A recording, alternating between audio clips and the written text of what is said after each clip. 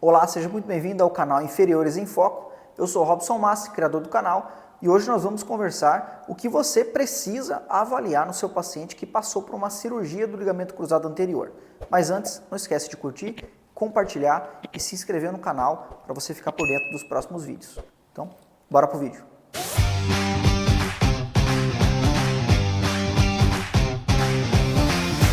Nesse vídeo aqui a gente vai falar do paciente que sofreu uma lesão do ligamento cruzado anterior, passou por um procedimento cirúrgico e depois lá na frente ele já fez todo o trabalho de reabilitação, de fisioterapia, de musculação e chegou no final. O que a gente precisa avaliar nesse cara, nesse paciente, nesse atleta, para que nós temos confiança de indicar esse paciente para voltar para o esporte ou indicar esse paciente para fazer algum tipo de atividade física? O paciente que sofreu uma lesão do ligamento cruzado anterior, ele tem basicamente duas opções de tratamento. Ele pode fazer o tratamento conservador, ou seja, ele pode não operar, e ele pode fazer o tratamento cirúrgico. Vamos falar desse cara aqui primeiro, que é o paciente que não vai fazer o procedimento cirúrgico. O paciente que não vai fazer o procedimento cirúrgico, ele vai conviver sem o ligamento cruzado. Existem alguns estudos que estão avaliando a capacidade adequada de cicatrização do ligamento cruzado anterior. Isso ainda não é a realidade. Os estudos são preliminares, existem poucos casos e estudos publicados, mas tem estudo grande, prospectivo, testando se realmente o ligamento tem uma capacidade interessante de cicatrização e como esses pacientes ficam. Mas o que nós vamos comentar aqui são os pacientes que ficam sem o ligamento cruzado anterior e conseguem voltar à prática de atividade física. Muitas vezes não voltam para o mesmo nível ou para o mesmo esporte, mas eles conseguem conviver sem o ligamento. Esse paciente sofreu uma lesão do ligamento cruzado anterior e por algum motivo ele não pôde operar ou ele não quer operar. Esse paciente tem totais condições de se manter fisicamente ativo, indo para a academia, fazendo atividade física que não envolvam muitos movimentos de giro, ou seja, esportes nível 3 e 4, e esse paciente tem totais condições de ter uma vida saudável, normal, sem o ligamento. O processo para esse paciente chegar nesse ponto é árduo e alguns pacientes têm falseios durante o processo de reabilitação. Nessas situações, é melhor que esse paciente procure o atendimento médico e faça a reconstrução do ligamento. Os pacientes que não têm falseio dinâmico do joelho, eles podem praticar atividade física como corrida, bicicleta, natação, em algumas situações até jogar um tênis, por exemplo. Existem relatos de atletas profissionais que voltaram a jogar no esporte competitivo como futebol e basquete sem o ligamento cruzado. Mas isso ainda não é realidade, ou seja, não é uma prática que deve ser largamente recomendada. Existem também estudos prévios comparando que não existe diferença no tratamento conservador versus o cirúrgico, como revisões sistemáticas, comparando retorno ao esporte, força e até progressão da osteoartrite. Mas como o objetivo do vídeo é falar do paciente que operou e passou por um processo de reabilitação, e lá na frente, o que você precisa avaliar nesse paciente para que ele tenha confiança para voltar a fazer algum tipo de esporte, vamos falar especificamente dele agora. O paciente que sofreu uma lesão do ligamento cruzado anterior e passou por um procedimento cirúrgico, ele pode fazer a reconstrução com o tendão patelar, com o tendão dos flexores e até mesmo com o tendão do quadríceps. Mas isso tem pouca diferença ou quase nenhuma no processo de retorno ao esporte, como mostrado em estudos prévios. Depois que esse paciente fez todo o protocolo de reabilitação, fortalecimento muscular, ganho de amplitude de movimento, controle neuromuscular, ele precisa voltar a praticar o esporte dele. E aí entra nós da fisioterapia e da preparação física para aplicarmos alguns testes, questionários, avaliações dinâmicas, para que nós tenhamos mais confiança em falar se esse paciente realmente está apto ou não a voltar à prática esportiva. Um dos principais fatores mais documentados na literatura é a força muscular. Embora o paciente passe por um processo de reabilitação e fortalecimento muscular, é normal que em algumas situações ele fique com déficit de força muscular, tanto do quadríceps como do posterior de coxa, caso o enxerto tenha sido retirado dali.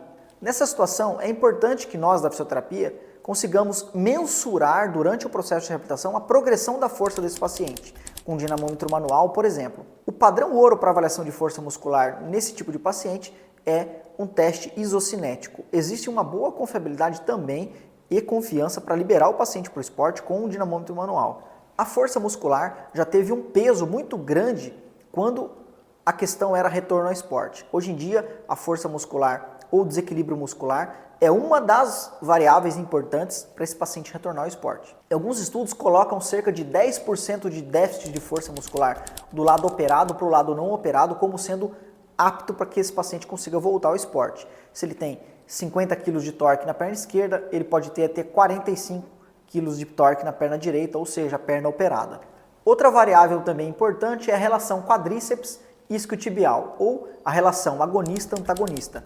Nós sabemos que, em média, o quadríceps é 40% mais forte do que o posterior de coxa, isso medido no dinamômetro isocinético e também nos dinamômetros manuais e portáteis. O quadríceps é mais forte do que o isquiotibial, então quando esse paciente está apto ao retorno ao esporte, ele precisa ter uma relação de mais ou menos 0,6, ou seja, 40% a mais de força do quadríceps. Avaliado isso, a diferença e a razão, você tem teoricamente uma confiança um pouco maior para liberar esse paciente para o esporte quando o quesito é força muscular.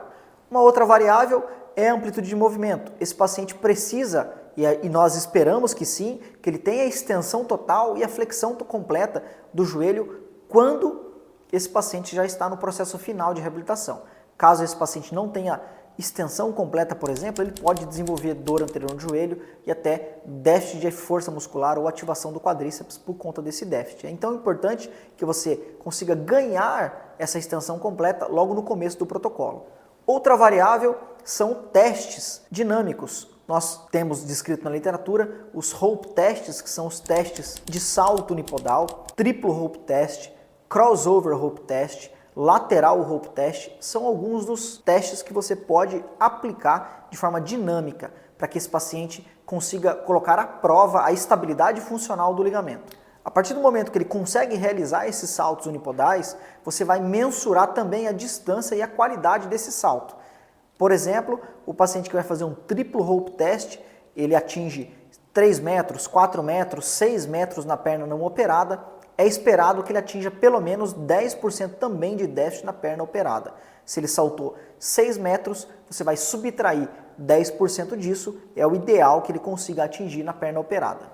Existem também questionários específicos na aplicação dos pacientes para retorno ao esporte que avaliam a capacidade funcional do ligamento, do joelho e também avaliam a capacidade psicológica do paciente, o nível de prontidão psicológica que esse paciente está para voltar ao esporte.